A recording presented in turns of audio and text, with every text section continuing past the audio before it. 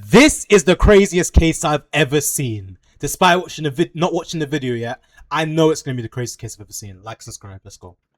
Hey guys, it's Bella. Welcome back to another Mystery Monday and welcome back to our new flat. Or welcome to our new flat. We finally moved in to our place in Sydney. Bro, this might be a world record, but 7 seconds in to pause in the video.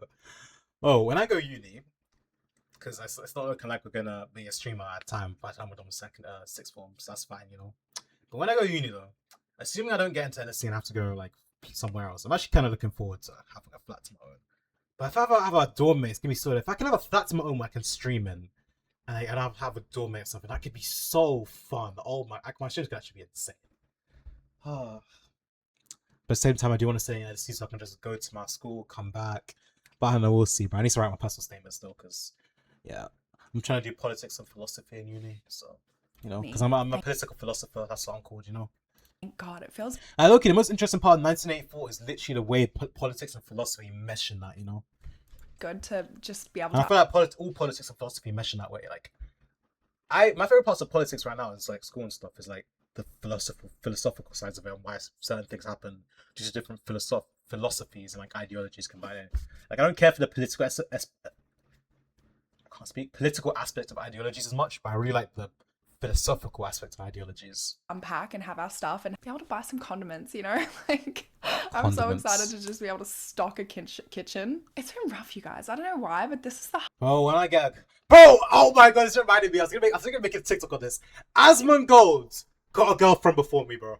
Asmongold got a girlfriend before me. And you probably as well.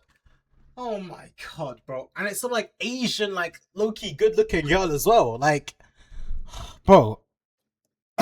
Let me find the picture. Because I took a screenshot of this just because I was like, oh yeah, I might make this up. Asmongold and his girlfriend Case. Bro. Asmongold got a girlfriend before me and you. The guy who doesn't know how to shower, like showers. Guys, I'm really struggling to take showers. I've always struggled. It's like, he has a girlfriend for me. What am I doing wrong, bro? But I saw some people disrespecting him, saying, it's just for the money and whatnot. I hope it's not for the money. She actually sees like the heart in him and whatnot. The heart in the actual goblin, but I was gonna say, like, when I move in my girl in like a flat, that could be so fun. hardest move we've ever... Like, I don't think I want a full mansion. Or maybe I do. I don't know. Get into the philosophical questions. done. Even harder than... It's not even philosophical, but the way I'd answer that would be by linking it to my philosophy. Look, my philosophy is what we call Edenism. Actually, we're not going to go fully into that because that's CBA. Because I was like giving him before stream today, so like, as a streamer, bro, like when I make it, my goal should be able to distract people from troubles in the world. So I shouldn't be mentioning so many troubles in the world, you know? So I won't mention as much politics stuff, you know? And politics wasn't even I was going to talk about that. I was going to talk about God. But as CBA getting into that rebel. Because the thing is with God, right, is like, my whole thing for God was, we're going into it for some reason. I would consider myself an atheist, but like, I don't really know. But like, the issue of religion and the issue of atheism is that, like, a religious person will say, "Oh, how are you atheist? You think we just spawned in one day? Like, it doesn't make any sense. God made us." And an atheist would say, "Okay, but what made God? How did God just spawn in one day?" And then you have that repeated fucking paradoxical argument. It's like, what made God? Oh, God always has been and always will be. Okay, but how did he start always having been and how did he always start being, you know? Like, that's like, it's just, we don't know. It's just that simple. And there's a whole other kind of realms depending on what religion you believe in where, like, God's, like, omnibenevolence is put into, like, check or whatnot. And then there's stuff like, oh yeah, miracles happening IRL, which you can't really explain. Like, certain stuff, like, even the perfection of the universe, like, that's really hard to justify as happening fully randomly. The fact I'm here talking and whatnot is hard to justify. But again, it's just argument after argument. Like, the issue is no argument can win in at the end. That's the issue. Especially when there's so many different, like, definitions of God depending on what religion you believe in as well. Like, if there were believers and non-believers, it's just that, I think it'll be simpler to try to figure out which one is right, quote unquote, you know? But the fact there's so many different religions, it's hard because, like, Christians view God differently to Muslims. They all believe in, like, the same idea of God, sort of like the Abrahamic religions, but they all believe in slightly different things, a slightly different reason why they did stuff. Like, it's an indisputable fact that Jesus existed IRL. But then certain religions be like, okay, he's not the son of God, he's not God, or whatever. it's just like, I forgot what Islam says explicitly, but I think they view him as like a prophet or something, but he's not like God or anything like that. Like that would be blasphemous to say in Islam. Like again, it's just like, it's just so complicated. But yeah, I digress. Moving to the other side of the world twice. Moving interstate We're 23 seconds into the video, by the way. has been the hardest move that we've done. Anyway, I just wanted to say a little quick something before we get into the video as well. Also, sorry, it's so windy outside. Anyway, I just wanted to talk about the comments I've had, particularly my last 2 videos, of just like a bunch of comments of people speculating what I've had done to my face. Especially my last video, there was like the very top comment is just about what I've had done, and like a bunch of people replying what they think I've had done. What?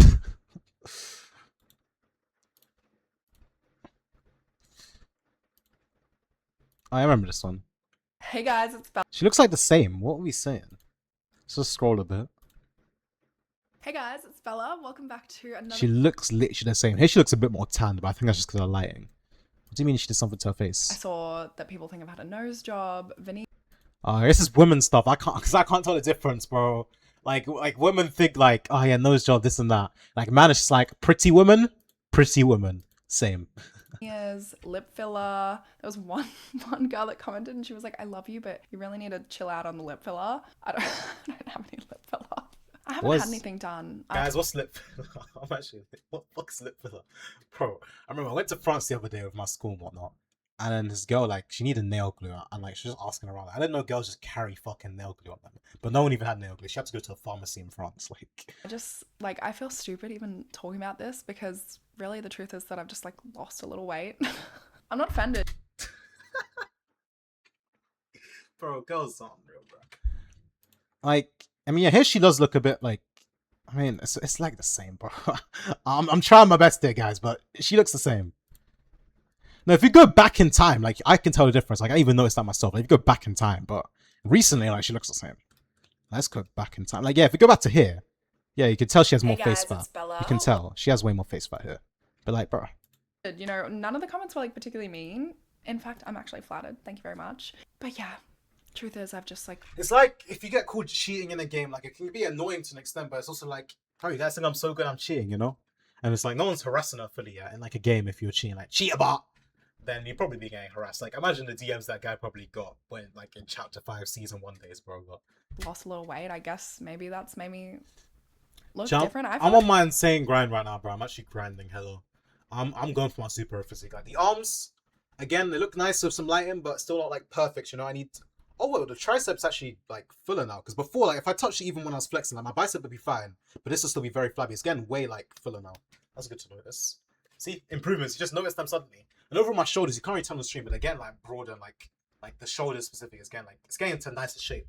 So I'm on my grind, bro. I'm on my super physique grind, because, you know, we got this wallpaper. Every day I'm reminded, as soon as I wake up, I need to get a Charlie Cox physique. And, you know, the Doomsday poster, I was actually thinking of making that my wallpaper. I was like, nah, I gotta be reminded to get my super physique, you know what I'm saying? Like, I look the same, but no Ozempic rumors. No Ozempic speculation, guys. I'm actually a little bit offended about that. The Ozempic. No, I'm not on Ozempic. I've just been getting my steps in. Bro, Ozempic, like, I don't even... Okay. No, because the thing is with Ozempic is that if you use it, it's viewed as cheating and losing weight. Right? So I understand if you're offended if you're using Ozempic, you know. I mean, if someone says you're using Ozempic, it's like, they're like, oh, you're cheating. You're losing weight by taking cheat codes, you know? So that's fair enough. But, like, I mean, I don't think you should take Ozempic, like, unless, like, you're ridiculously fat. Like, if you're ridiculously fat, like, unhealthy, you could die. Like, if you're, like, heart attacks is like the next step on your doorway, then that's fair enough.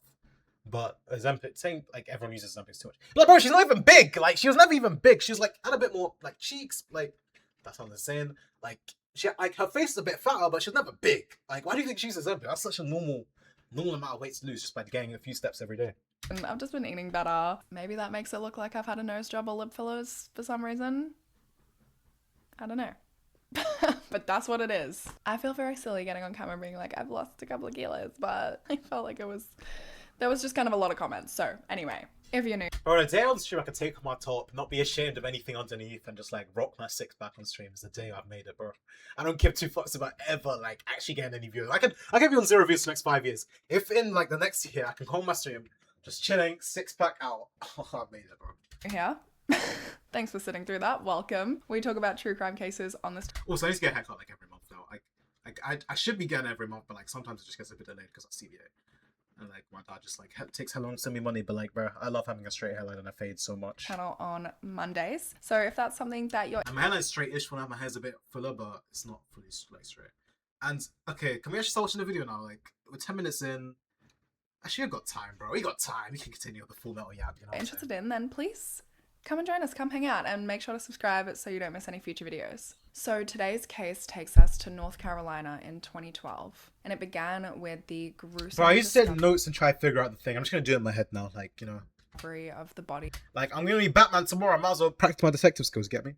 Of 19-year-old Faith Hedgepeth. It would take investigators almost a decade to make an arrest in this case. And to be honest, there's still a lot of questions because even though this person was arrested in 2021, there still hasn't been a trial. So the trial is actually set for September of this year. So there are still a lot of questions about this case. And obviously I'll have to keep you guys updated on... Okay, so chat, what are we thinking? The dad? No, it's probably not the dad or the mom. What are you thinking? The husband, the boyfriend, or the ex? What are we thinking? Actually, it's a 19-year-old. What are you thinking? The boyfriend or the ex? Or someone who was rejected? It's one of the three. It's actually one of the three. I hate that I'm even laughing about that, but like, fucking hell, it's going to be one of the three. Trial and everything that comes out at the trial when that takes place later this year. But we're pretty much going to go over all of that today and over kind of everything that happened in the case and in the investigation up until this point. Before we do get into the case, I just quickly want to thank today's sponsor, Saily. If you guys have been here before, then you would already know because as you know, it's tradition we let Bella Furry play our sponsors because our videos are a bit too good. I don't get paid for shit, so I have been using them and talking about them for years now. And I've actually had so many messages from you guys as well, messaging me saying that you use Saily and you love Saily, and it makes me so happy because I genuinely love Saily. I recommend them to all of my friends and family. I use them every single time I travel. Kerry and I are also going to Europe soon, which I'm so excited for. Like, I like her videos because unlike like Dr. Insanity and stuff, like they have a bit of personality in them, like more chill and like again, like this authentic vibe. She's just talking, explaining the case. Like she gives her own opinion at some points. Because like she'll even laugh at certain stuff, like if it's really stupid or something. Like I feel like it gives them a more authentic vibe. Every now and again, a bit of Dr. Insanity's personality slips out. And it's actually really funny. It's like a break in the simulation or something. But I like her. What do you feel like? If you make more YouTube videos like this, or like talking vids, I want to make it like this sort of, or explaining stuff. Like when I actually make it, like one day I want to do a video like this, like 40 minutes just explaining it. It could be on stream even, but I think it'd be good to make a YouTube just explain everything for like 40 minutes. It could be good. But I have some ideas for like some things I want to do. Like if I actually get big, I want to do a thing called the streamer exams, where like it would be like inspired by Naruto, where like I get a bunch of streamers, like maybe like 20 streamers or something. They pick like 3 people who are trying to become streamers, whether that's from a chat or community or just finds like scout people on TikTok, and then like they train them to do like some events, like this whole thing. And then like at the end, like we'll decide like a democracy style plus me being the dictator. Like I don't know, something. I don't know what exactly the end thing would be, but like everyone would grow from that, presumably if you do a good performance. And then the top 3 people, or maybe like top 1, will I don't know, be able to do streams with me or something. I don't know, but like that's what I want to do. Because I got inspired by Stream University, and I was like, that's inspired by Harry Potter. Hella, I'm like, what if we did like a streamer exams thing? You know, like a fight to the death game. That could be pretty fun. They're from Australia, we kind of have to do a bigger trip, and we're hitting a bunch of different countries to really make that 24-hour flight worth it. And the best thing about Saily is that they do these global and regional data plans. So instead of having to get multiple different eSIMs for the trip, we can just get one eSIM, which will last us as we, bop around. It's so convenient. They're available in over 200 countries and regions. They're iOS and Android compatible, and they are so easy to use. Kylian Mbappe. Just open your app, select the country, select the plan, and that's it. It takes genuinely 10 seconds to set up a Saily eSIM. And if you do download an eSIM from them and find out that for whatever reason your device is not eSIM compatible, they will give you a full refund. And on top of that, you can also get 15% off your first purchase of a Saily eSIM data plan if you download the app, use code BellaFiore at checkout, and yeah, I will leave all of the information for that in the description box down below, so make sure you guys check that out. But I might add the Yelena Belova face back to my things too. Bro, she's so fit in Doomsday. It's actually a really good shot as well. Oh wait, might need to do that. Oh my god. Maybe. But where would I put it? Because I actually like my cam in the top right nowadays. I do really like in the top right. It's like, feels like complete sort of. I guess we can put it top left. But if I'm playing games, like that's what my death counter is. Like I'll probably play God of War Ragnarok soon. And let's go ahead and get into today's case. So Faith Danielle Hedgepeth was born on the 20th. I'm probably doing such a bad job in maintaining viewer attention. They came in to learn about the case of this person, and I've just been yapping about, what have I yapped about so far? I can't even remember. Like, I've yapped about too much. I'm sorry, guys. If you're still here, bro, if you're still here, we're watching the case now. Actually, rocking. 6th of September in 1992 to parents Connie and Roland in Rocky Mount.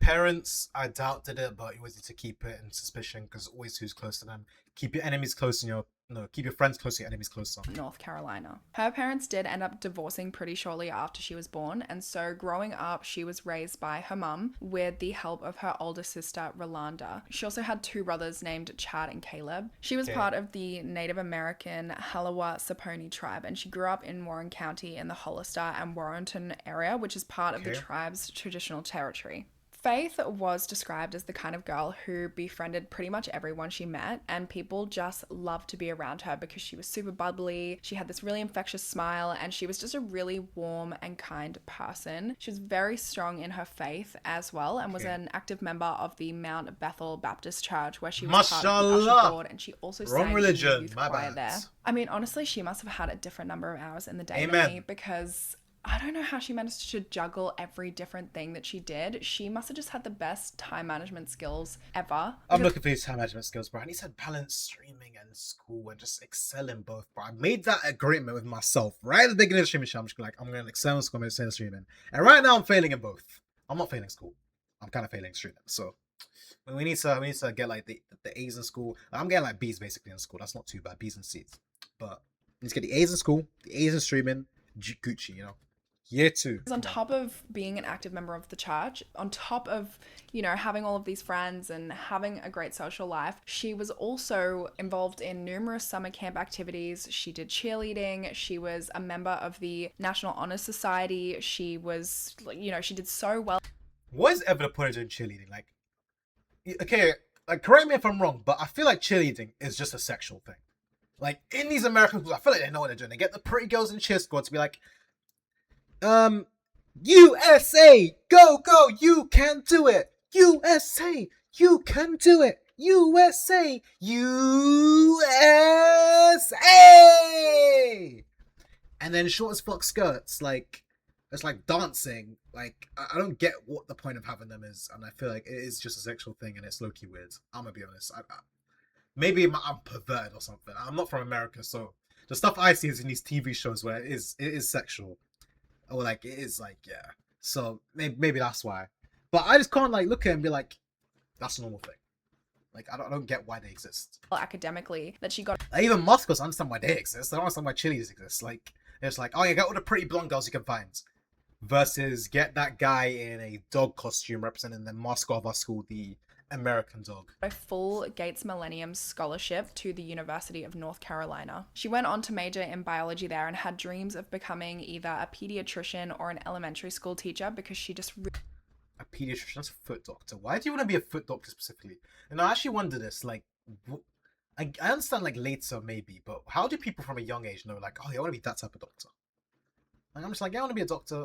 You might work out the specifics later, but yeah. Really loved kids, and she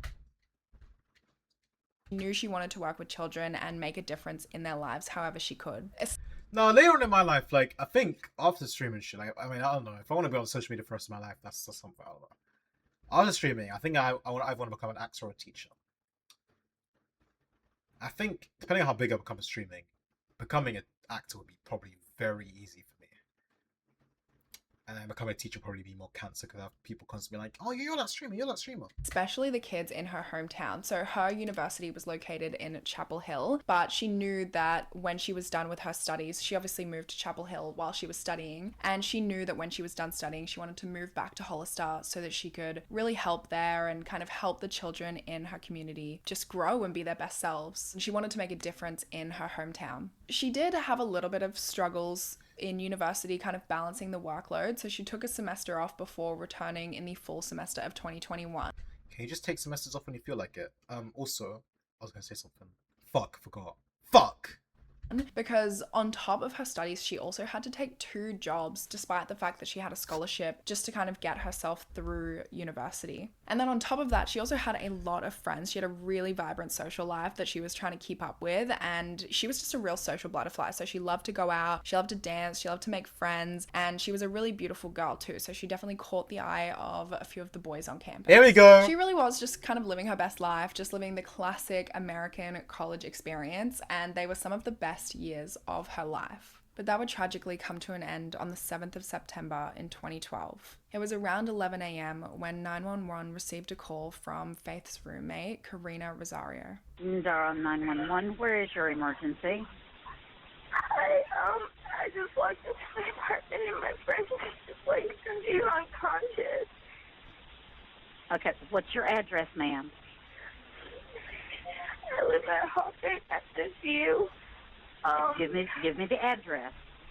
I just moved here. I'm about to get it. Oh my God. It's 5, 6. Did she do it? Because let's actually analyze this. Let me activate my English A-level analysis. Because often the person who calls did do it. They're just trying to act like, oh, I'm so sad, but I wonder. Let's see. Oh my God. Give me the address. Where is your emergency? I just walked into my apartment and my friend just like being unconscious. I just walked to my apartment, my friend, she's unconscious. Okay, are they flat? Did she say they're flatmates? 11 a.m. when 911 received a call from Faith's roommate. Okay, but I'll say, like, why would she be in your apartment and you just walked in? Okay, fine. I just walked into my apartment and my friend just like being unconscious. Okay, what's your address, ma'am? Unconscious is odds. Because unconscious, you just assume they're asleep. But maybe she's gonna specify, oh, there's blood oozing out in there or something. Alright, I don't think it's her. But she could easily have a motive. Like, she was popular with guys. Maybe, I don't know, she fucked some boys she liked or something. And she's like, like, got angry or something. I live at Hawthorne at the View. Give me the address. I just moved here. I'm about to get it. Okay, but surely you just moved there, you know the address. Actually, nah, that's low-key valid. Oh my God. It's 5639 Old Chapel Hill Road in Durham. But her voice even, like, I feel like it'd be more panicked rather than like this like defeated sounding voice. I don't know. It's like, oh God, it's 5639. Like, you'd be like, my friend, she's unconscious, bleeding on the floor. Get help, please. Calm down. What's the address, man? What's the address? Sorry, I just moved here. 5639 Chapel Road or something. Like, rather than this defeated sounding thing. I don't know. It's a bit sus. You say your friend is unconscious? He's unconscious. I just walked in the apartment and there's like Okay, there's blood everywhere. there's blood everywhere. Okay, listen to me. Somebody's already sending the ambulance. Okay, I need to get some information from you, and I'm gonna help. Tears could be fake as well. It doesn't sound too fake.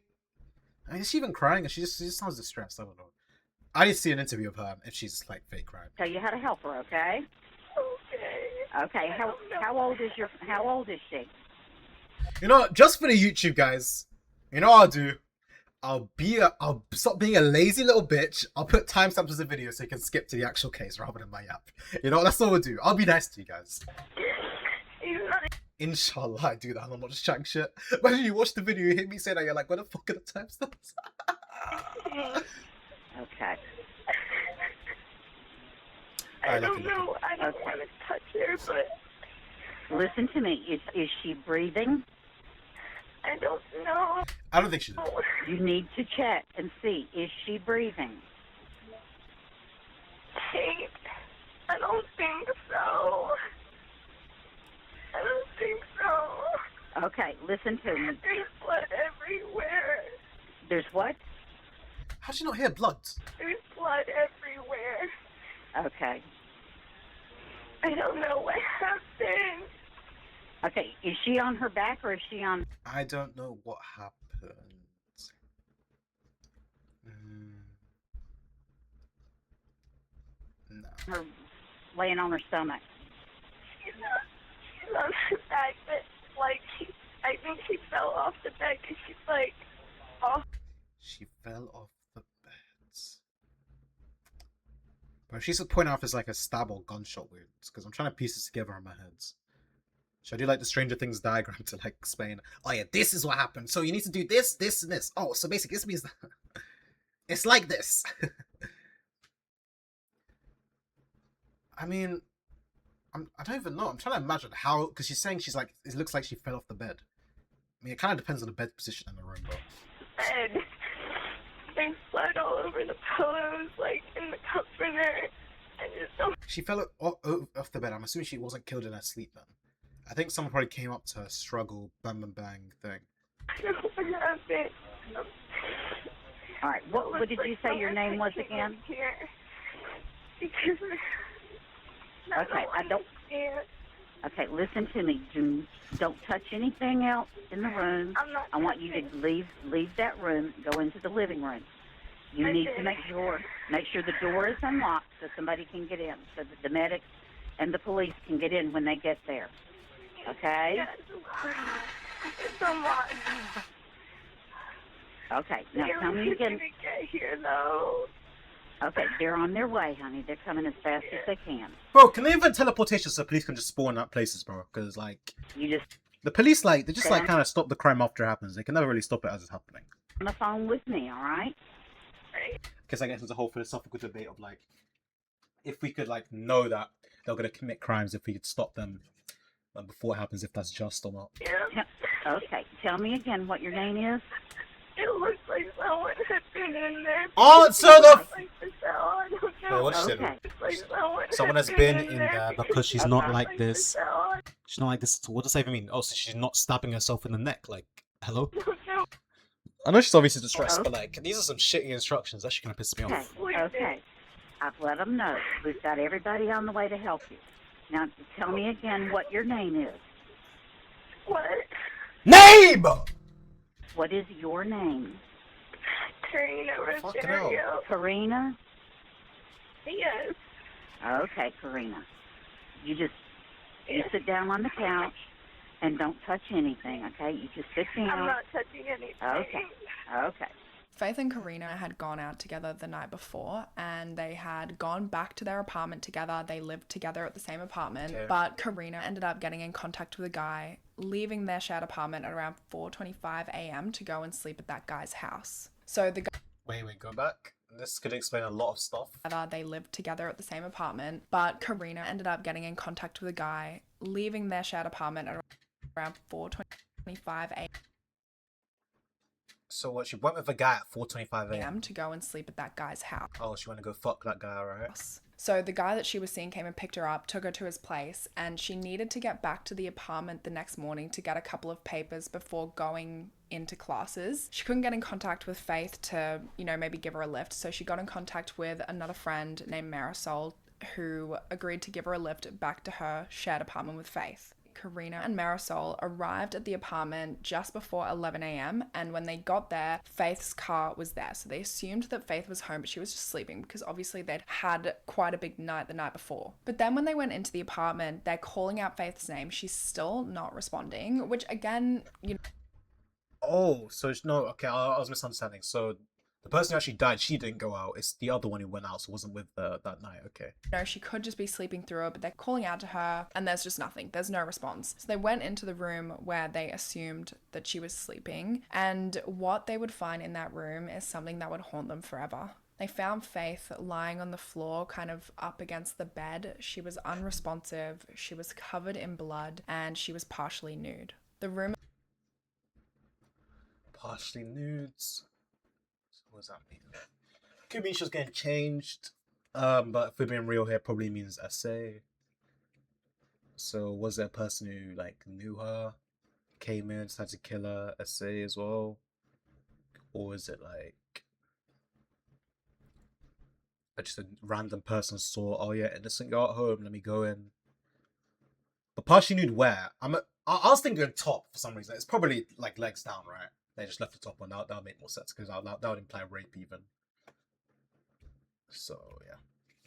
Itself was a complete mess as well. Faith was found lying in a pool of blood, and there was blood spattered all over the walls and the closet door. So it's guys, I'm so sorry. I didn't take a piss. I'm too lazy to edit my YouTube videos, so we're gonna have like an intermission period. Get your snacks before we go into the second part of this case. All right, I'll be back in a second. Sorry.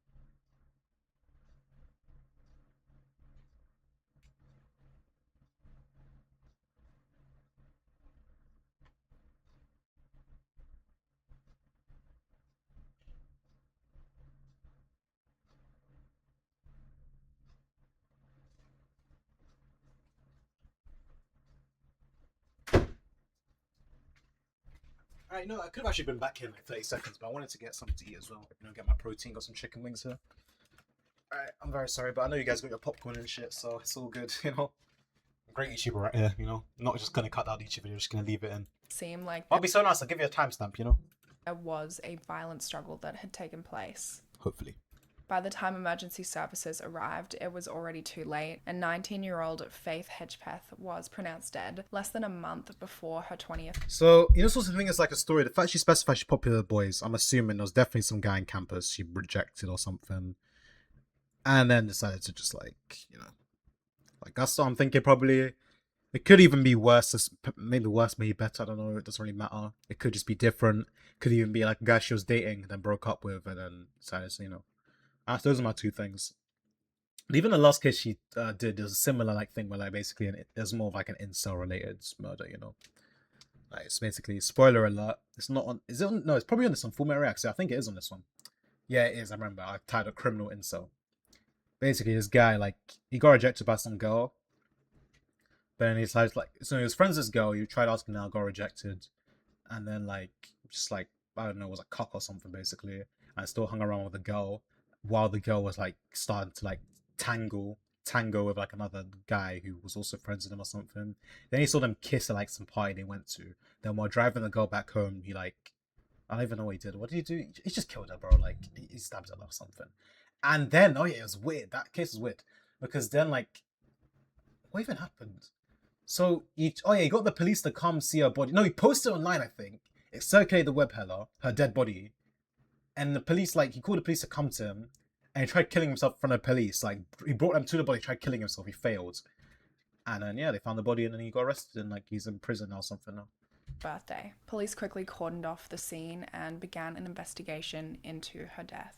There is absolutely nothing that could prepare a person for what Marisol and Karina discovered that day, walking in to see your friend, to see anybody, even if you don't know them, in a state like that. But especially for Karina, because she had been with her, literally hanging out with her less than 12 hours earlier. She goes out to see a boy for the night and she comes back and finds her friend in that state. Faith's death also came as a complete shock to everybody that knew her, to everybody in the community, because she was really not the type of person to make any enemies. She had a great group of friends at college, and everybody that knew her had nothing but nice things to say about her. In the days that followed her death, numerous vigils were held in both Warren County and also in Chapel Hill. A reward of $25,000 was announced by the UNC Board of Trustees for information leading to an arrest, and this was later increased to just under $40,000 with contributions from the apartment complex she lived in, from Crime Stoppers, from the Haloa Saponi tribe, and also from the governor's office. It was a devastating loss for everybody, but nobody was feeling the tragedy more than her family, who were left to not only deal with the pain of losing a loved one, but also being completely shut out by the police as they were doing their investigation. Faith's brother Chad said, "All they've said to us and to the public, to the media, to everybody is that this wasn't random. How do they know that? Do they have a suspect? Do they have any suspects? How many do they have?" No shit, it wasn't random. Like, no, like the actual probability of a random crime is very low.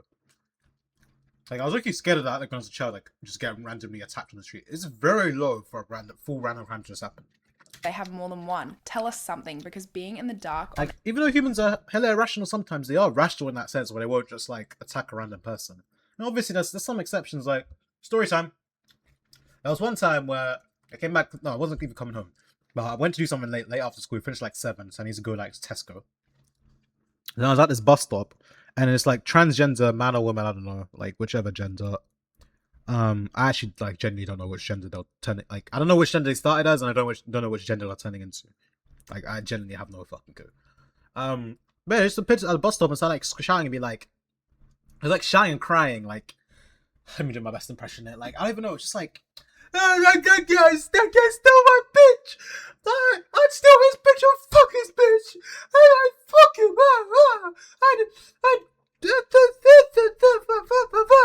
I'd steal, I'd fuck him. I'd fuck his bitch, you know? And he's like saying that to me, just like, yeah, you know, yeah.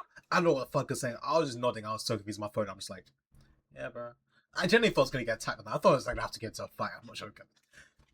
And then some woman was like, oh, stop, you're scaring that poor boy now. That's literally how she sounded, by the way. And she was like, no. I know him. We go to the same school. Grown-ass person. Go to the same school as me. Never seen you in my life. We go to the same school. I know him. And then he just kept screaming. And a bus came. She just snuck on the back of the bus rather than, you know, tapping an oyster. And never saw them again. But the point is, the odds something like that happens to you in London is very high. But the odds you generally get like stabbed or attacked or raped randomly in London is very low. Any and everything these past 4 weeks. But London is a simulation sometimes, so you will see that quite often. Brutal. It was reported that she was found dead. It was reported that this was a homicide, but every other detail about this investigation, any suspects they might have, any evidence they might have, any timeline, any motives, any theories, it was all being kept private from not only... I think my motive was right though. I think she definitely rejected some guy. Faith's family had no idea what was going on. They had no idea how the investigation was going. They not only lost their loved one, but now they're just left to wonder about what happened, and they're not being kept in the loop at all about the investigation into her death. The records were eventually unsealed in 2014, but with all of this kind of new information, I guess, or not new, but I guess it's new because it's just been released. With all of this new information came a whole bunch of questions. So we'll go over pretty much everything that happened, and I'll do my best to kind of cover this chronologically the way that the investigation would have taken place. Starting from the beginning, when the police actually arrived at the scene of the crime. So first of all, there were no signs of forced entry into the apartment, and unfortunately there were also no sign of forced entry. I feel like it was definitely some guy she knew. She rejected him. Maybe it was like, we can be friends or something like that.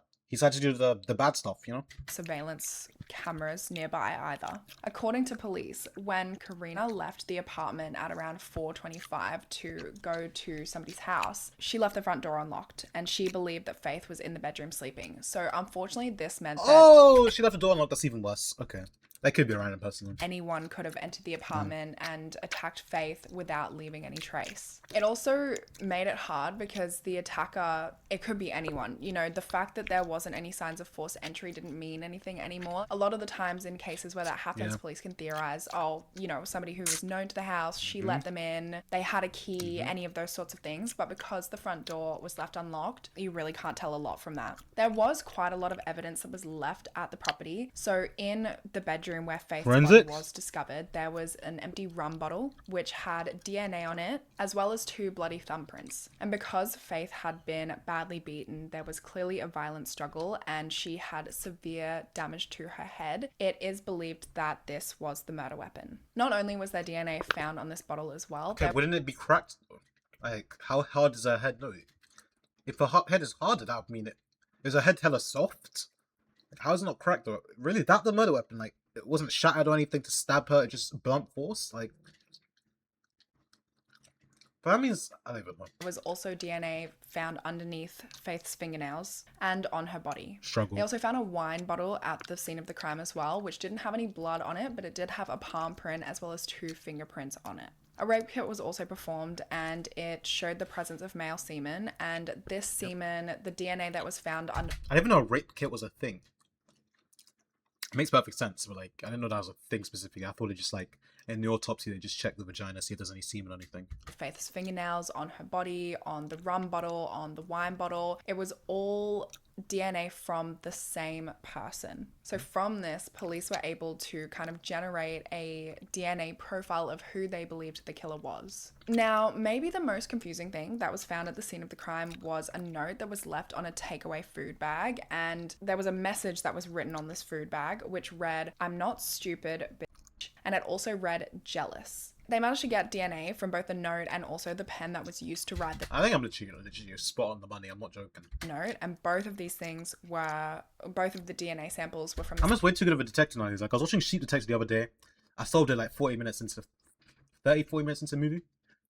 It was on a very weird clue where I solved it. Because it's like, that's good storytelling, and that should make sense. Same person. Police believe that this note was written by the killer, and the confusing thing about it is that there was no blood on the takeaway bag, on the pen, on the note, nothing, which indicated that this person had either written the note before the murder took place, or if it was written after the note, it indicated that the killer had really taken their time with the murder and then to clean up afterwards. So they took their time with the murder. They went and washed their hands and washed themselves thoroughly. This shitty job cleaning if his fingerprints are still on the scene. There's blood everywhere. Come on. So they wouldn't get any, I guess, blood on this note. And then they wrote the note afterwards. There was a small amount of blood that was found on the bathroom door frame, which indicates that the killer may have done this, may have cleaned up. But it seemed like the note written on the takeaway bag was obviously for Faith. It was directed at Faith based on whatever interaction they had had. But if it was written after, then why would you be writing a note to somebody that can't read it? They're Unless crazy. it was directed to somebody Maybe else. They're crazy. Somebody who was going to discover the murder, or maybe to the police or whoever. But it just kind of didn't really seem that likely or like it would make sense. But also if you're writing on the takeaway bag, then it's just a lot of questions, right? A handwriting specialist also took a look at this note and they concluded that this was written by somebody's non-dominant hand, probably in an effort to obscure their handwriting or in an effort to obscure their identity. Obviously, based on this evidence, investigators had about 1 million questions. And despite all of that forensic evidence that was left there, all of that DNA that was left there, this ended up turning into one of North Carolina's most extensive homicide investigations. So they were able to come up with a bit of a timeline as to Faith's I mean, they have so much DNA though. Surely it's not damaged. Like, it can't be so damaged that they can't just get a person instantly. Surely. Imagine they're not in the fingerprint database. Actually, no, because only criminals are in the fingerprint database, right? So it probably wouldn't be. But DNA they could definitely get. But I think the thing is with DNA, they can't just like check the DNA and instantly be like, okay, it's that person. I think they have to compare it to another sample to see if it's the person, I think. Faith movements based on talking to witnesses, digital evidence, and CCTV. What they found, or what they were able to put together, is that on the Thursday, 6th of September, just before 6 p.m, she went to a party at Alpha Pi Omega, which is a historically Native American sorority that she was really excited to join. From there, she went and met up with Karina, and they went to the Davis Library on campus to study. At some point during this, she left Karina for a short period of time, and then she came back to pick Karina up. They got back to their apartment. It's called Hawthorne on the View Complex. That's the apartment complex's name. And they arrived at their complex at around midnight. They stayed there for about 30 minutes before leaving to go out. They went out to a club named the Thrill nightclub. They arrived there just before 1 a.m. and this club was a really popular club for the university students because they let people who are under 21 in. CCTV shows Faith entering the nightclub at around 12:40 a.m. and then they were seen on the camera again at 2:06 a.m., which is when they left because Karina wasn't feeling well. On the CCTV footage, you can see them both walk out of the club separately. They're both talking to different guys. And then after leaving the club, they drove back to their apartment and they arrived to the apartment at around 3 a.m. Records show that there was activity on Faith's... Women, men, don't go home with someone you just met at a club, please. Like, bro, I feel like it's more common knowledge nowadays, but just don't. Like, just don't. Just don't. Sometimes you can accept like a drink from a man, but like make sure it's like they said, oh yeah, I'll buy another one of those, and then you see the guy pour it in, like the bartender, and then the instant gets past you. Otherwise, like the man might slip something into your drink. Because sometimes it can be like a gentlemanly thing, but just make sure like a man doesn't like slide a drink over to you or something. That's you might put a little something in that, you know. Just like advice. Even for men as well, but like it's way less likely. Facebook page at around 3:30 a.m. Then at around 3:41 a.m. Faith texts a guy named Brandon Edwards because Karina was interested in him. So she basically told him to come over because Karina wanted to see him. No, please don't tell me you did that because you're gonna give like you're gonna give the ultra conservative Americans like 1700s, 1800 conservative Americans some ammo, bro. We don't need them to have any more ammo. Come on. Said, hey B, can you come over here, please? Karina needs you more. You know, please let her know you care. Basically, Karina had also been trying to get in touch with this guy, but he hadn't been responding. She couldn't get in contact with him. And I think that's why Faith decided to send that text. Anyway, Brandon didn't respond to either of them. And so Karina ended up texting a different guy named Jordan. So she texted him and he came to the apartment. Same for you as well, bro. Please tell me you didn't do it. Please. To pick her up and drove her back to his house. The next morning when she wanted to leave his place, she realized that she needed to get some papers from the apartment. Guys, I'm so sorry, I need to get a drink. I'm an amazing streamer, amazing YouTube video right now. But you know, I'll put a timestamp, I promise. Like, I actually promise I'll put a timestamp.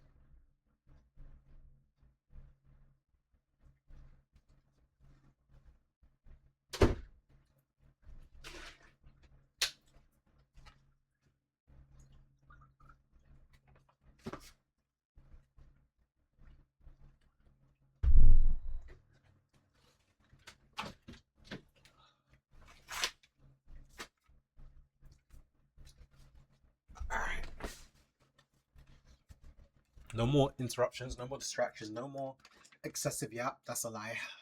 Time to focus. Before she could go to her classes. So she texts Faith to see if she could give her a lift, but she wasn't answering. And that's when she texts Marisol to pick her up. Marisol came and drove them to the apartment, which is when they made the discovery. Now, a lot of this timeline of events was corroborated by Karina and then also by a lot of other people that knew the girls and came into contact with the girls on that night. Jordan, for example, the one that Karenna went over to his apartment, he ran into the girls at the Thrill nightclub.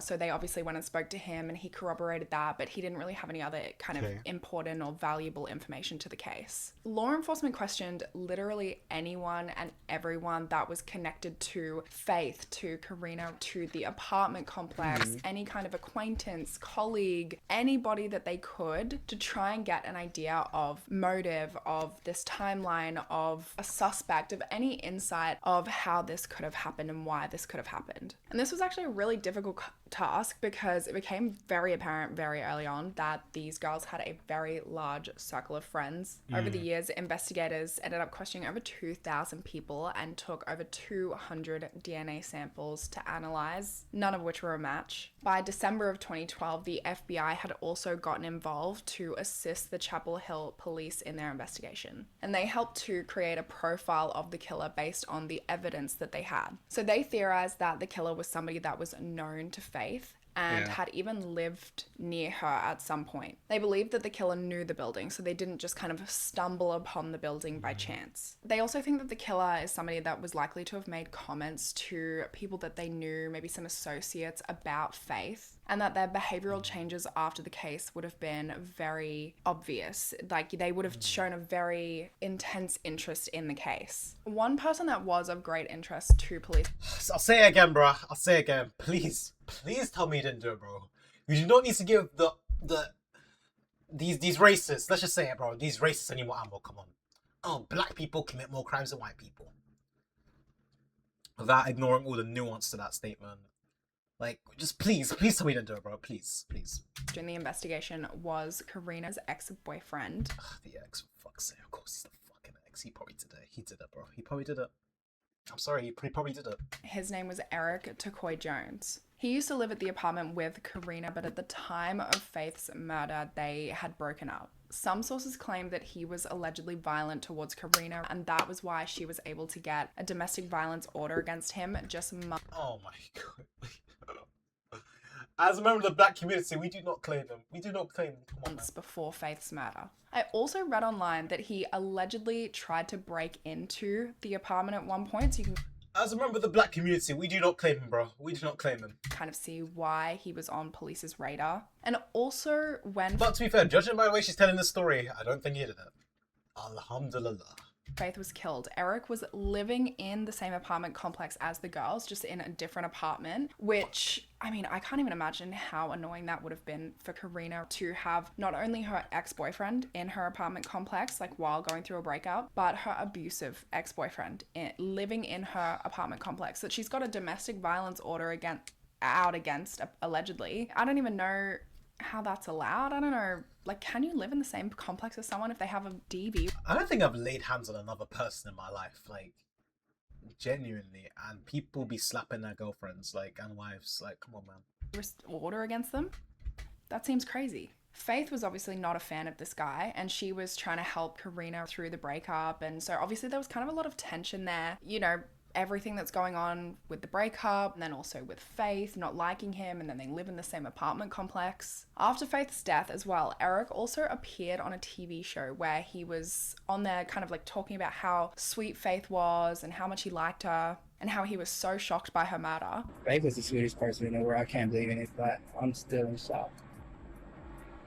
It's unreal. And this was a really stark contrast to how other people said that he had been talking about the girls in the months in the lead up to the murder. He told them that... If it was longer, I could have psychoanalyzed that. Okay, judging by this from an interview, that means he did it. He did it. Okay, cool. So, again, we do not claim him. He'd kill the both of them, especially Faith, if she tried to keep Karina from him. Now, on top of all of this, there were some other things that, you know, he was doing around the time of the murder that were very suspicious, to say the least. First of all, it came out that he sent a message to a friend the night before the murder asking for forgiveness for what he was about to do. He posted that... He did it, bro. Like, I'm done. I can't flex this arm properly. This arm I can flex fully normally. Like, I legitimately cannot flex this arm properly. It's really weird. Like, I can't. Like, my arm is not this fucking... This looks really bad, guys, but, like, I promise. But, like... I legitimately cannot flex this arm properly. It's really bad. I'm just not like, this arm just is not fucking it. Like, I mean, if you look at him just like this though, It's like stand arms crossed. Like, see, they look the same. It's just I legitimately can't flex. So I don't know what's wrong with it.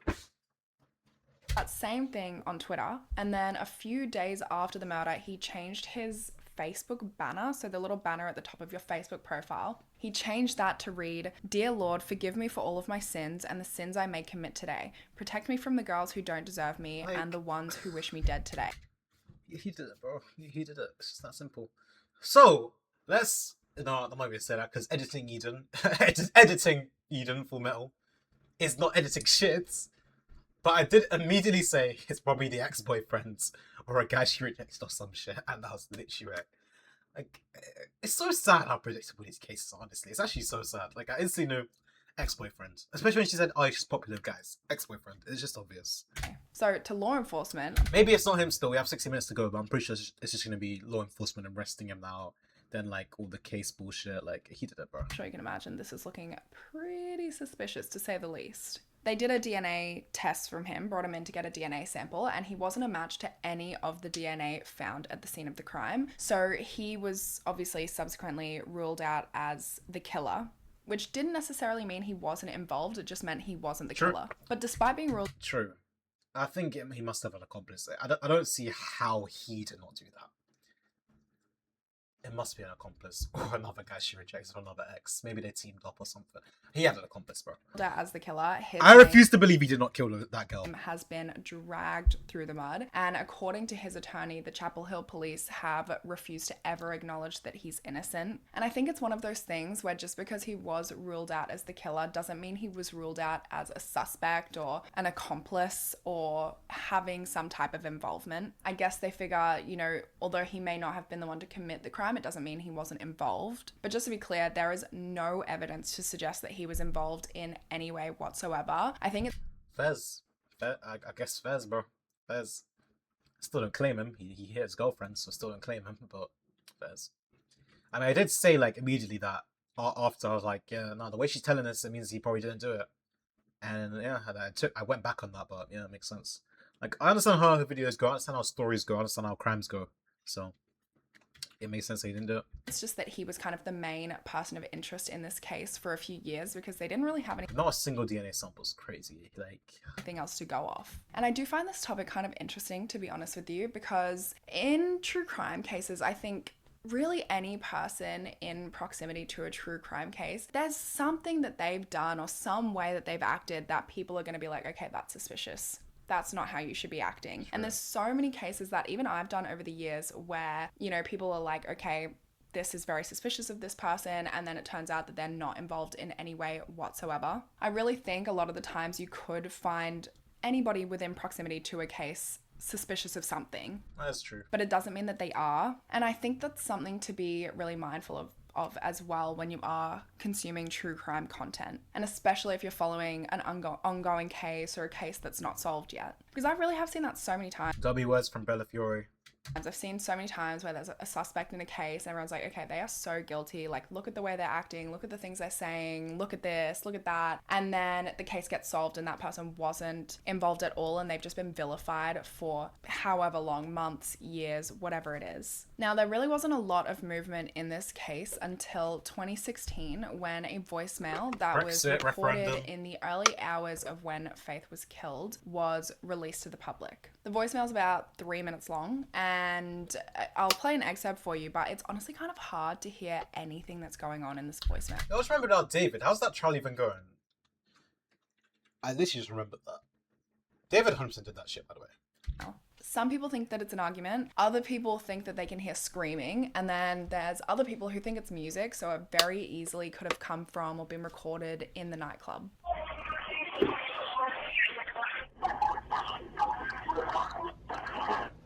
I hear screaming in the background.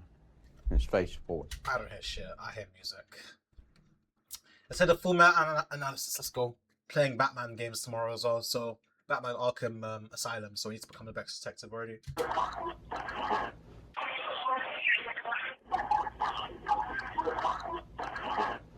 I hear screaming in the Okay, but is this not in a club as well? It could just be normal screaming, though. background. His face forward.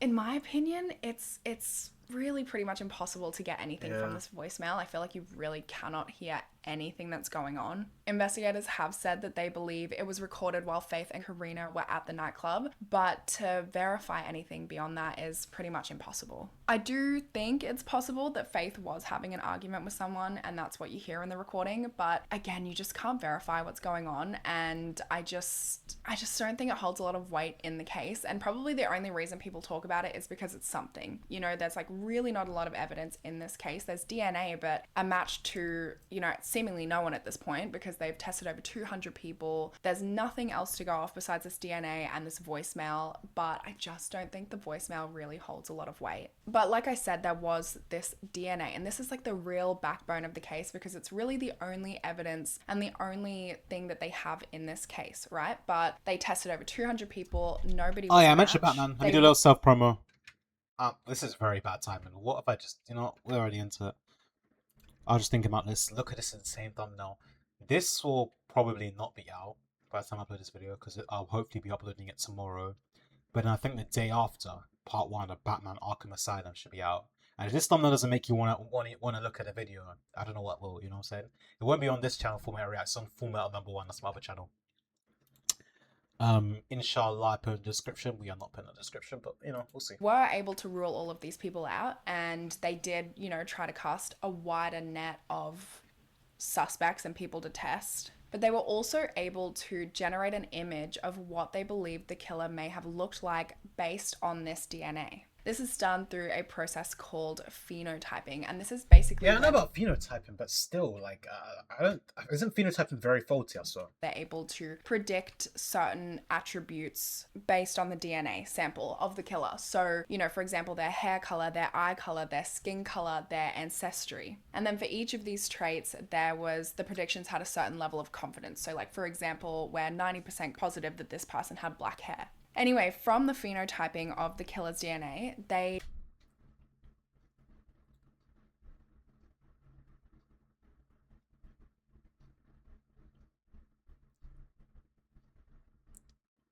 I mean, the confidence for all these is pretty high, to be fair. It's not sure about his ancestry, though, but I mean, ancestry doesn't matter, it's about the here and now. And right now, he seems to be black. No, not full black, though. I feel like he's too white in that image, but judging by the actual graph, like, he's more black, no?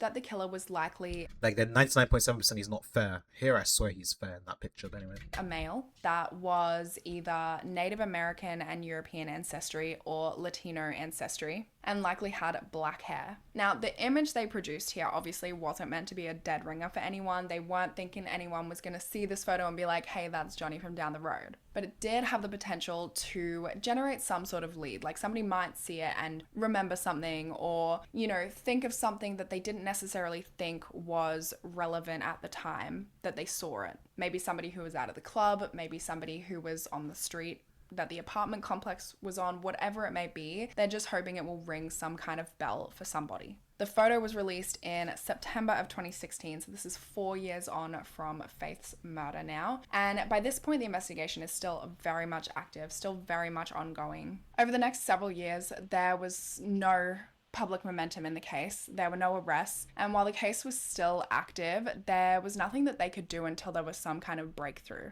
Now, that breakthrough came on the 16th of September 2021 when Chapel Hill police announced that they arrested a 28-year-old man named Miguel Enrique Salguero. Definitely Latino. He's a bit of a big boy.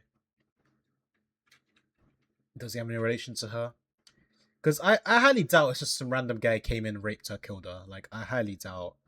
It has to be related to her. Like, it's always possible it could have just been a full random guy, but I really doubt it. Olivares, and he had been arrested and charged with the first-degree murder of Faith Hedgepeth. Oh, they fully arrested and charged him with that. What's the evidence? Basically, what they were able to do is, with the advancements in DNA technology, they were able to narrow down a family line of this DNA. And so they were interviewing people, interviewing relatives from this family line, collecting additional DNA samples until eventually they got to Miguel. He was actually arrested in August for driving while impaired, and from this they were able to collect a DNA sample during his... What does driving while impaired means? We all know what influence means. DUI, impaired. I don't even know that's a thing. Driving while impaired. is illegal and dangerous, involving the operation of a vehicle under the influence of alcohol. But this is influence. Oh, I guess that's just another way to call it driving impaired. His arrest at this time, and his DNA came back as a match for all of the DNA found at Faith's crime scene. He did it then. He appeared in court the day after his arrest was announced, and he was held without bond. He was then indicted on the 20th of September, and on the 28th of September, the judge announced that they would not be pursuing the death penalty. Then, following this, the defense requested... I find it quite interesting. Why didn't they pursue the death penalty there? Like, it's one person, rape, whatever. Maybe they can be redeemed. That's fine or whatever. But sometimes they'll do the death penalty for one murder. Though. Like, I'm pretty sure for David's, they want to get the death penalty on though. But is that also because he pled not guilty? Does Gab plead not guilty? Indicted on the 20th. Because if David pled guilty, then he can just get life. 20th of September, and on the 28th of September, the judge announced that they would not arrest the DNA found at Faith's crime scene. He appeared in court the day after his arrest was announced, and he was held without bond. He was then indicted on pursuing the death penalty. Then, following this, the defense requested to suppress some of the physical evidence, arguing that it had been obtained without adequate probable cause. I couldn't... True. I mean, that's the thing they can do. I remember, where did I hear about this for the first time? I think it might have been from J.O., but yeah, it was J.O. actually, because it was Gideon like interviewing J.O. about David and like asking how David could get out of it, and if J.O. could get David out of it. He said like a strat is always to like see where the police are getting evidence from, if it can actually be used, like if they go under like legal means, like not legal, but there's certain ways they can get evidence that like you can't use in court. So I'm pretty sure like if you get evidence under prejudice, then you can't use that in court or something like that. Let's say like, yeah, I think that black guy down the road, he did it. Let me find any piece of evidence which would make him guilty because I hate that black guy. Like if it's a racist thing or whatever, then they can't use that, I'm pretty sure. Find out exactly what this physical evidence was, but I know that they had the DNA evidence from his arrest. Then they also got further warrants to get DNA like his hair and his saliva and that sort of thing. And then they also had warrants to search his home, his apartment in Durham, so it could have been any of these things. He was actually a complete stranger to Faith, so he had no... Durham? Wait, chill, give me a second. Durham? Is Durham not in the UK? My speds? It is, bro. What? Oh, it's also a city in North Carolina. Okay, that confused the hell out of me. No connection to this case at all, which obviously completely went against the profiles that police had been kind of theorizing, that this had to have been somebody that knew the complex, that knew Faith, that knew the girls, any of those sort of things. He was completely unknown to them, but his DNA placed him at the scene. From what I gather, his DNA was found, the palm print on the wine bottle, the prints on the rum bottle, like all of the DNA that was at the scene, from what I can gather, was a match to him. So there really hasn't been a lot of movement on legal proceedings or any information coming out since then, really. And it's obviously a very complex case because Faith was killed in 2012. So that means it's been, 14 years without any sort of justice or any sort of answers for her family. But there's also a whole mountain of evidence. Literally, there is 39,000 pages of evidence, physical, digital, you name it. I mean, I think the key thing to find now is like, because the evidence is there, like he if he didn't do it, I don't know what to say, bro. Like, some guy must really hate him, but I think it's actually impossible, especially if there's semen as well. Like, what did he like? No, because there'd be signs of like rape, like not other than semen, as like abrasions and stuff, So you can't frame him. It's like you can't. Like, I'm trying to piece together how you could possibly frame this guy. You just can't. You can't. So yeah, he did it. I think the only thing he needs to find now is the motive, and then the motive makes sense. He just got where he's locked up. I don't know. Like, I was thinking there's probably a reject or ex-boyfriend, but he hasn't mentioned that yet. So maybe she did reject him at some point or something, like in a club. It wasn't an ex-boyfriend, it seems, though. And maybe it was just fully random. That would really surprise me. alongside 30 expert witnesses that are due to testify at the trial. In 2024, extra charges were also added to Miguel's rap sheet, which included first-degree burglary, first-degree rape, and first-degree sexual offense. But it is important to note that all of this is... I know what sexual assault is, obviously, but sexual offense and sexual assault are the same thing. She's using different terminology again. Sexual offense. Offences act deep fake. I don't even know what that means. Just encompass a range of crimes. It's just all the fucking crimes that are sexual. Alright, cool. Alleged because he hasn't actually gone to trial yet, so he hasn't actually been found guilty yet, and it is innocent until proven guilty. And I wish that I had some answers for you. I wish that her family have some answers about why this happened, or how this happened, or what possible motive this seemingly random man had to... So he, like, no one even knows him. He's just full random. Yeah, I think genuinely, I think it's like, let me think. So there's the option I said before where, like, club got rejected, followed her home or some shit, the door was unlocked, you know, did the stuff. Option 2 is just fully random. He just saw this girl, maybe, like, I don't even know, like, was he just checking out random houses and was like, oh, this door's unlocked, let me go do this. Maybe he stood in the window and was like, oh, I want some of that or something. I don't know. Maybe...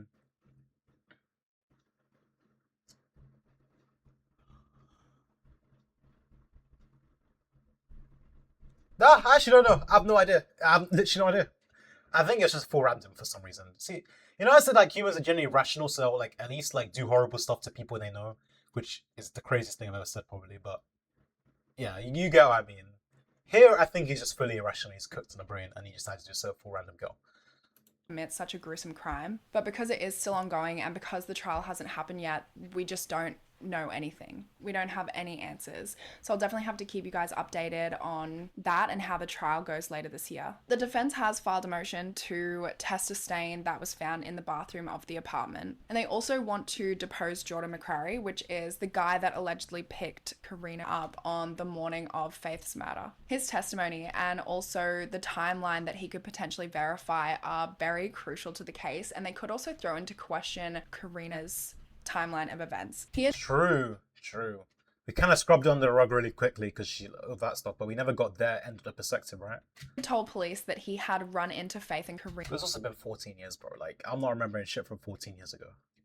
Like, I can't remember shit from like, obviously you remember this because this is like crazy, but like, bro, I cannot remember any of my classes from the last week of school. I remember the exact like order of it. I remember like my whole timetable, but I could not tell you like what happened in each of those classes. I'm just like, I don't remember. Karina at the Thrill nightclub between 1 and 2 a.m. and that Karina was then texting him between 2:20 and 4:20 a.m. So she texted him at 3:51 a.m. to say goodnight. And then 10 minutes later, she called him allegedly to basically beg him to come and pick her up and take her to his house. She texted him saying, please come at 4:10 a.m. And then she called him 3 more times between 4:12 and 4:21 a.m. Jordan said that during these phone calls, Karina seemed to be really upset and dramatic. He also told police that right after he picked her up, he noticed a little bit of blood on her finger. And when he asked her where that blood came from, she said that she didn't know. According to the court filing... Wait, go back.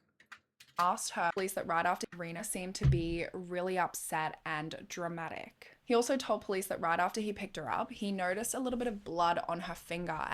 During these phone calls, Karina seemed to be really upset and dramatic. He also told police that right after he picked her up, he noticed a little bit of blood on her finger, and when he asked her... Maybe... she could be more in on it. It's just her reaction and her call sounded pretty authentic. I think she was stupid as fuck. So maybe that was like intentional, like stupidity. But yeah, it sounded authentic. It didn't like she's like sounded like she was actually upset and stuff. But maybe she was working with a guy or something.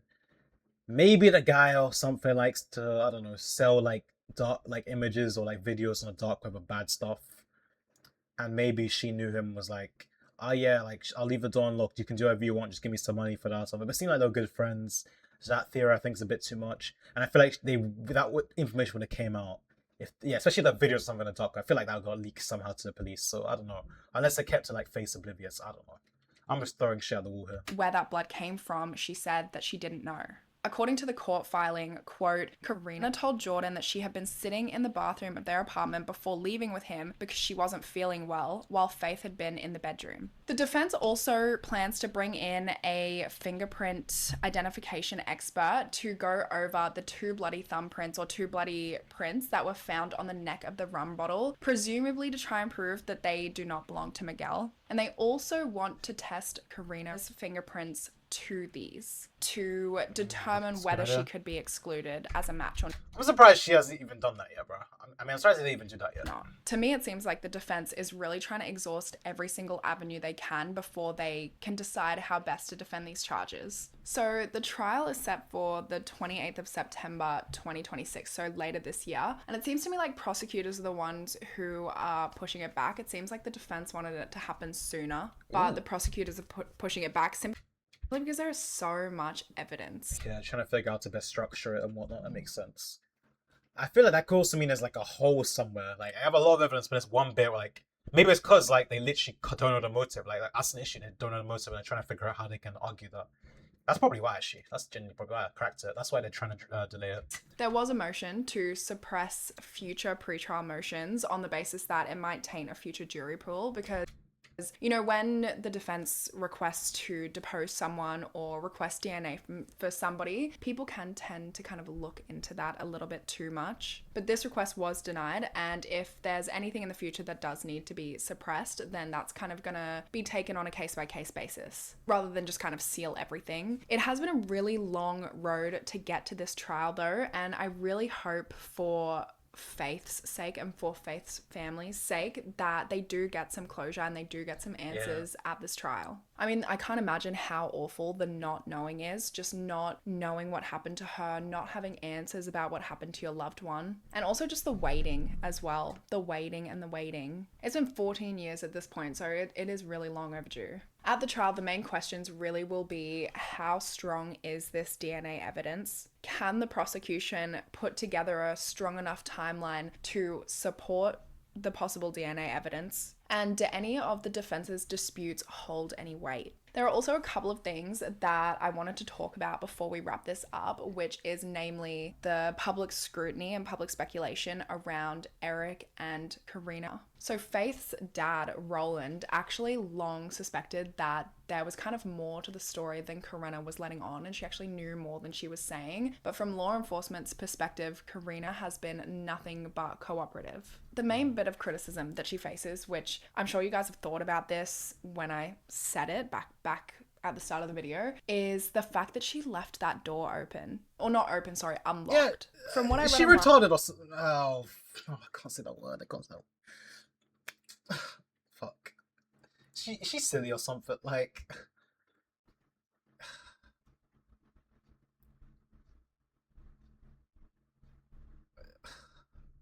I don't know. Like, I feel like in another case, like, I feel like in her case of her or something, when there's an accomplice, like, they intentionally leave the door open so the other person can come in and do it. Like, I feel like that could easily be a thing. It's just so stupid. It's insane. And it's not really clear whether she did leave the door unlocked, but police said that the door to the apartment was unlocked. I don't really know who else could have left the door unlocked because she's the one that left the apartment at 4:25 a.m. unless Faith left for a moment for some reason at 4:30 in the morning and then forgot to lock it on her way back in. But from Karina's perspective and from Karina's story, Faith was asleep when she left the house. So even more stupid. Like, I feel like. So wait, did I say my theory? Yeah, I did. Like, about like maybe her letting the guy in, do some stuff, give him money. I feel like that could even be true. Like, I feel like it could be true. Maybe it wasn't like post online or something, he just wanted to do it. Like, I don't know.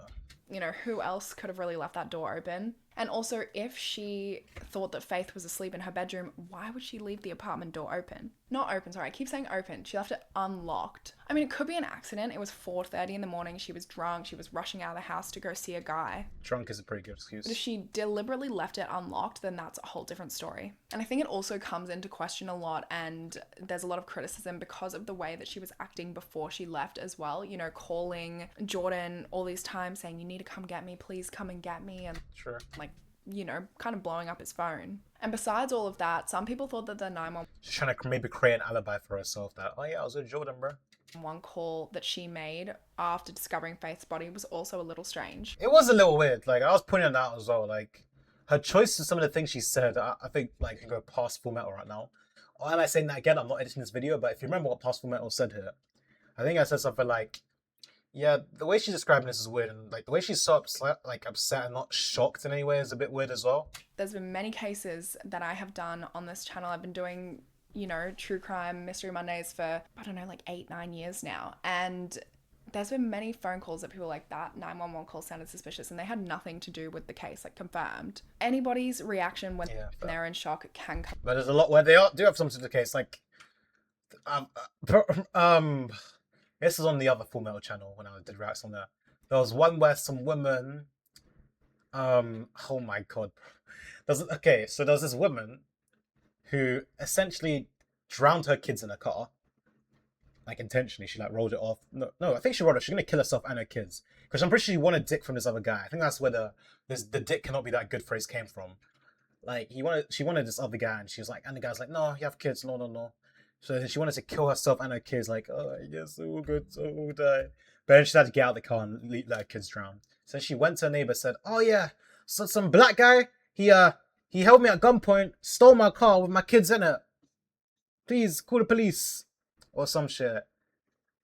And then she was on the phone with the police, and it's just so stupid, like. Officer suspicious, so.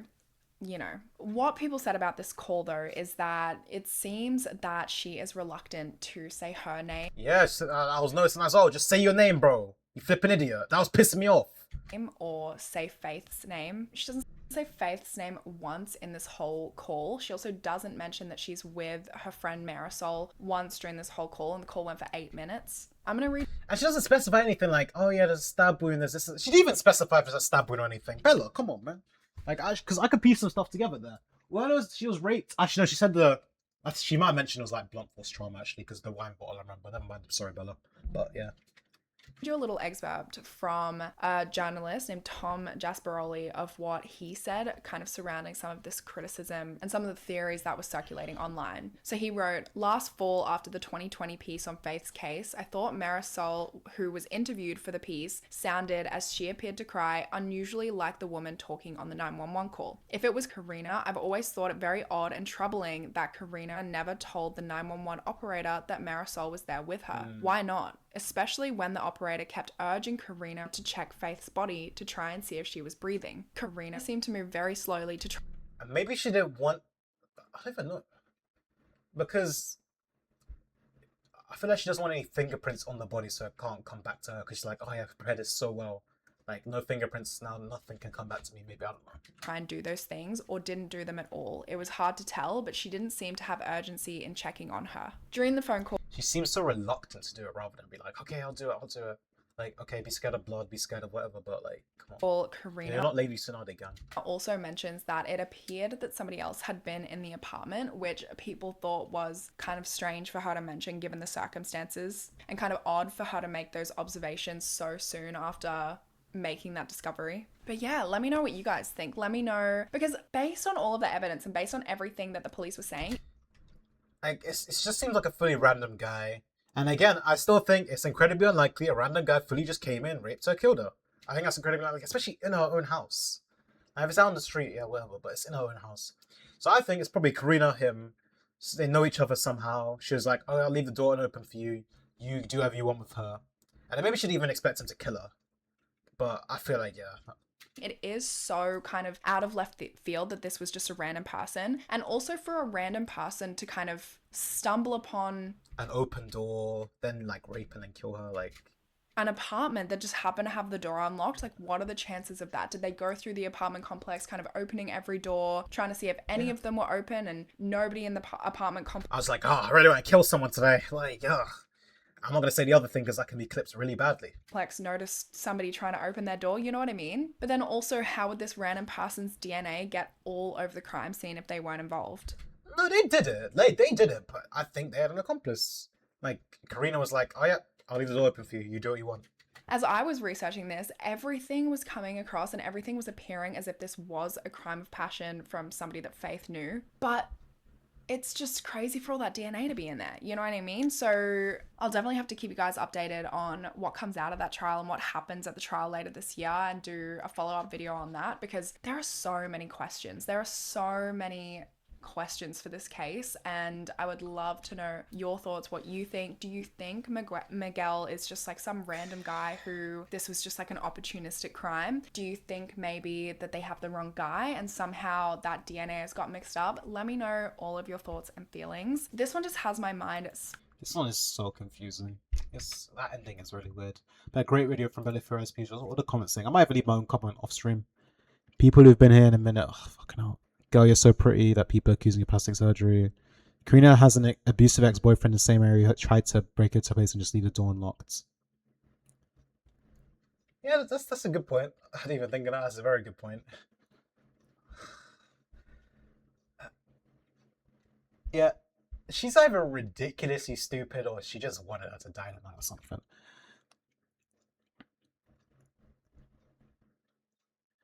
She was okay. 266, maybe I'm wrong. She was fine. I feel like there's better ones, but 14 years. I want to know if Miguel has any connections to the roommate. Yeah, that's what I'm thinking as well. Dean Karina being the only one who initiated leaving the club, but I don't know, it seems coincidental, almost like a high for murder. Yeah, that's what I was thinking. Because I was this random guy right about bitch jealous. That's true. So something about this bitch is jealous or something like that. That could be a thing. Like maybe she was getting too many mans at the club. She's getting the hot one, and she had to deal with that 400 kg UK beast or something. There's definitely something off with the roommate. Too many red flags. I agree. Faith is my cousin. I'm a bit older than her and live in another state, so we never got to meet. But I'm glad whenever I see someone covering her case. I feel like I don't know. I'm skeptical, but I'm skeptical. We're just gonna scroll, but people do some weird stuff for attention on the internet, you know. Note written as scene gives me pause. I really doubt the gal's acting on, especially if it's a random stranger. It's odd they went home because Cal, yeah, whatever. Alright, cool. We'll be calling it that. I think I'm gonna leave a comment on this video because I actually think my idea is probably right. Alright, this was actually a crazy case. I said at the beginning of the video, just like laughing, but it was a crazy case. An hour and 26 minutes. You got a juicy format one as well, and I felt like I actually had really good energy for the whole of this as well. So you'll have to see that. Alright, I'm gonna write this comment, read, then go to bed probably. I'll see you guys next time. Peace out.